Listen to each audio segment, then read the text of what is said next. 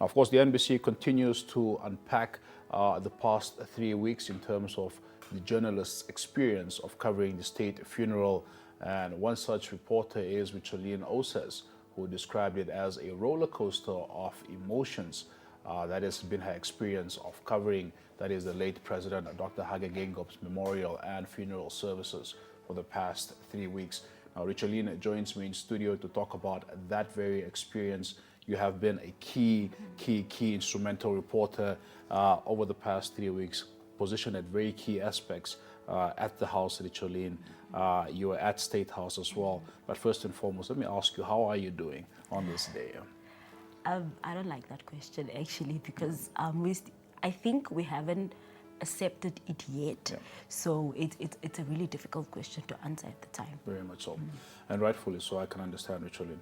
But, you know, as a journalist, we're often expected to answer the call of duty. I know when the 4th of February 2024, this news broke, many of us were very unaware. I think we thought it would be a regular month, a regular day of just, you know, doing business as we usually do.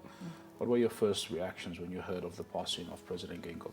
I think I was expecting it, but when I got the call the Sunday morning, it was a different story. Yes. So that's when I actually realized that expecting something is one thing, but it actually happening is yes, it was so painful, and I went into tears. I started praying, and then the colleagues called me up and said, "No, Richolene, can you please come in? We need your assistance." And that's when I came in. And then firstly, I went to inner city where the president was also a regular attendee. Yes.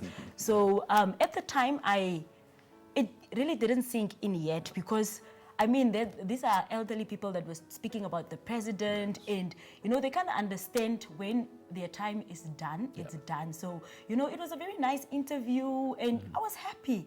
And then I get to my second interview, which was Bernardo Swarboy, and you could feel his emotions. You could feel how really he wanted to cry. So, you know, as much as you also want to cry as a journalist, you need to put up that brave face, and you need to try and get the information out of those people, because you also want them to portray who really our late president was. And then from there, we went to State House, where they had the swearing in of President Nangolo Mbumba, and then thereafter I also spoke to the Minister of Sport, because the president was a big fan of sport. He was also a patron for football and rugby as well. So it has been a roller coaster of emotions, because once you're also at the House, you realize that, okay, when certain people come, the First Lady would break down. So you also break down internally, but you need to keep up, because you need to keep the nation informed. What was the one thing, obviously apart from, you know, remaining objective as a reporter, which is a very important aspect for us, and it's something that I've asked, you know, a number of our colleagues about, and I've seen, you know, many of us, the toll that, you know, this news took on many of us. But what is the one thing? I mean, you've barely had a chance to breathe since day one. And many people don't know this about you, but you essentially are a producer for In the Community. You got roped into the AFCON competition, started reporting for AFCON, and then unfortunately when this event happened as well, you got roped into, you know, the presidential coverage as well for it.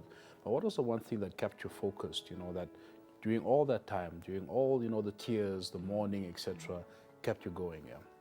Firstly, it's the president. I have never met him personally, but the person who he was for everybody, and how people described him, I really cannot take away from that. So I was like, this is the opportunity, although he's not there, this is the opportunity I get to serve my president, and I'm not going to let him down in a moment like this. And also the nation is depending on NBC.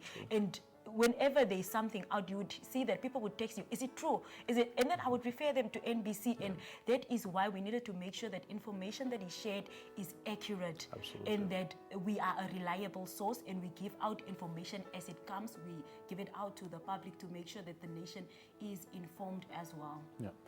I didn't envy you during that period. You were stationed at, you know, Casa Rosalia, which is the private residence, you know, of the former First Family.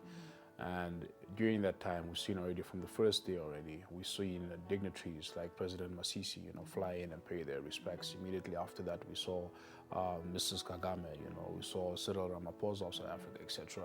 And just the continuous, incoming messages of condolences. Obviously, you had your hands full at that time, putting together content for online and of course, our bulletins as well. How did you keep up with the pace there? How hectic was it for you? But also, as a young journalist, how big of a learning curve was this for you? Like you said, I do producing, so I had to also do reporting at the time and online producing at the time. So I had to make sure that I needed to be snappy. So I always had a camera operator with me, but also at the same time I had equipment that would complement my phone, so it could make it easier for the online to be fed on a timely basis. So that is, I would use my phone for the online to feed the online team on a timely basis. As the information comes, it goes. And then the camera operator was there to capture what I might have missed. So then when we broadcast for news, then I know that I can include everybody so nobody feels left out, because that was one of the things that that the president was really strong on. So I really tried to make sure that everybody that came to Casa Rosalia was covered, their message was put out there. Even those that could not speak at the time, I just had to inform the nation that, for example, Tishishi came to sign the book of condolence, or came to speak to the First Lady, and just gave the whole family their condolences, just to make it an inclusive thing and not only focus on people that are dignitaries, but also on the average Namibian that would come to give their support to the former First family. Absolutely. I hope this doesn't mean that you will stop being a reporter now for the NBC. Will you continue with the reporting? I am happy where I am producing, but I mean, it has been a great experience. I have learned a lot, actually, and I will not shy away from opportunities that come my way. Just to quickly mention something, Tishishi, one of the outstanding moments through the process this whole 3 weeks, as much as we cry, there was also moments where we could laugh. So firstly, when we started off, it was all crying, and it was a somber moment at the house. And then Mangaliso comes. He is the eldest son, the eldest son of our late president. He comes and he's just interacting with everybody. So he brought some type of spirit that yes, we are in this period, but let us also appreciate the person that he was, because he was a lively person, he was a fun person, and he wouldn't really want to see us only in tears. He would also want to be celebrated, and that is what many of the Namibians came out and did. They celebrated, and that kept us going. We knew that as much as we have lost a leader, we are also celebrating his life. And then you find Mr. and Mrs. Nupe also came, and they presented the First Lady with donuts. And one of the things they said was, you can give the First Lady roses and whatnot, but her favorite thing is donuts. And you could really see it brightened up her face, and she was really, really happy. So those are some of the moments that we really treasure. And then the music industry also held a show for them, a tribute show for our late president. And the children came out, actually, and you could see they unwind a little bit. Instead of, because usually it's just, greeting of everybody that comes to give condolences. They are in tears. Sometimes they are also the ones to console the people. So it was very nice to see that they went out, they went to the show, and that they were having fun. Absolutely. So I think that is my takeaway from this. And also something that Bernardo Swartboy mentioned the very first day, and that stuck with me, is that the president told him to never write off someone permanently. We should never, ever write someone off permanently, because today it can be my day, tomorrow it can be your day. And we are all humans, and we all make mistakes. I think you've learned so much, from this experience, from this production. And as much as, it was an emotional roller coaster, as you'd say it, I can see the growth, I can see the maturity in you as well with this experience, and I can honestly only wish you the best for the future. Thank you for being with us this morning, Richolene. You have it, NBC reporter Richolene says she has been covering, that is the state funeral of the late Dr. Hage Geingob since the 4th of February, when the news broke that President Geingob is no more.